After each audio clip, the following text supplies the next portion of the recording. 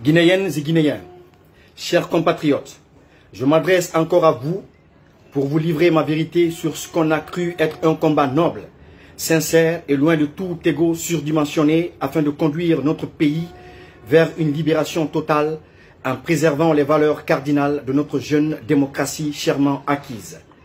Ma résilience n'a certes pas d'égal, mais je ne suis ni un dépotoir, ni un mouchoir. Je ne cherche ni à sacrifier des vies, ni à désavouer le leadership de mes petits frères ou de mes aînés. Je ne cherche non plus à me la péter ou à me la couler douce dans une bourgeoisie révolutionnaire ou dans une opposition bourgeoise. Je cherche une voie, pas la mienne, mais celle de notre peuple. Je le fais pour mériter et être digne du Panthéon, et surtout être digne de notre histoire commune. Dites-moi que j'ai un seul jour, du régime du feu général Lansana Conté jusqu'à celui-là, à travers ma musique, mes sorties médiatiques et mon combat citoyen, soutenu une dictature au détriment de la démocratie dans ce pays. Si le Panthéon est réservé à ceux qui se privent du luxe et du privilège individuel qu'offrent les injustices et les inégalités de la société, personne ne m'empêchera d'y entrer. Chers compatriotes, on ne peut pas vouloir du miel et avoir peur d'affronter les abeilles. On ne peut pas chasser le lionceau et avoir peur du lion. Je me sens trahi. Et le peuple, dans son silence et sa résignation, se sent aussi trahi par des leaders qui ont certes beaucoup d'expérience politique, mais peu de volonté patriotique pour affronter les gaz lacrymogènes et les balles qui effleurent les enfants d'autrui. Depuis la nuit du 22 mars, mon sommeil est perturbé parce que je culpabilise. J'ai l'impression d'avoir été exploité dans mon innocence et mon attachement aux valeurs que je défends depuis des lustres.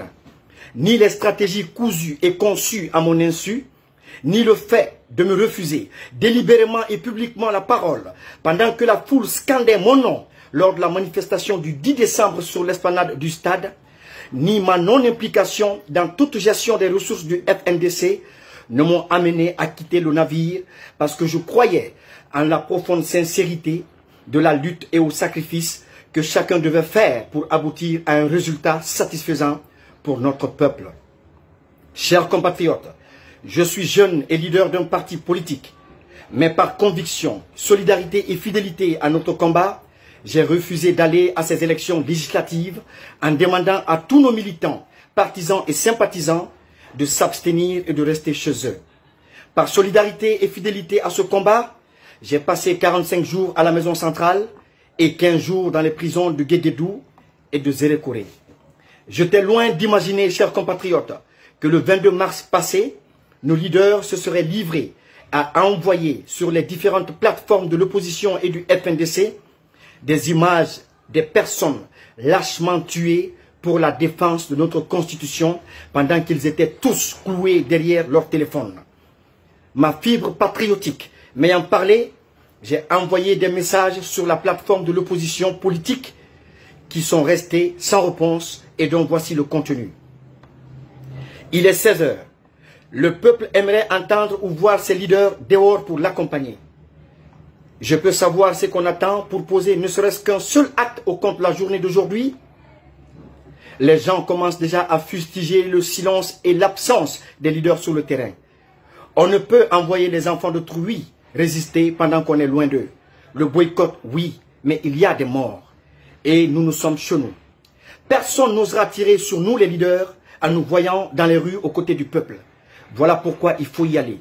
Si jamais une balle touche un seul leader, ils seront cuits à jamais. Il faut sortir de la bureaucratie et de la victimisation, car on ne peut pas continuer à brandir les images des blessés et des morts comme si on gagnait un trophée avec. Aucun leader ne doit rester chez lui. Soit on nous arrête ensemble, on nous tue ensemble, ou on libère la Guinée ensemble, où le peuple nous considère comme des lâches. Chers compatriotes, devant cet appel patriotique, aucun opposant n'a daigné répondre par l'affirmatif. Le FNDC et les leaders des grands partis politiques se sont plutôt contentés de faire une déclaration et des rencontres auxquelles je n'ai pas été convié.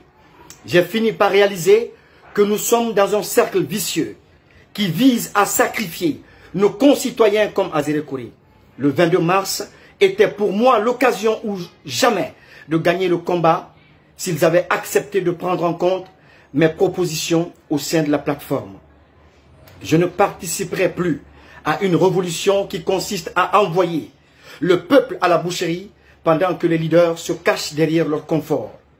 Je démissionne du FNDC et de la plateforme de l'opposition et je reprends mon destin en main dans le souci d'aider mon peuple à connaître la vérité.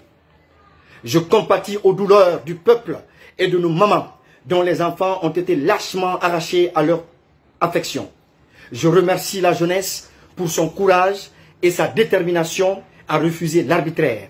Que Dieu protège notre pays de cette pandémie qui frappe l'humanité de plein fouet. Eli Kamano, président du PGSD, je vous remercie.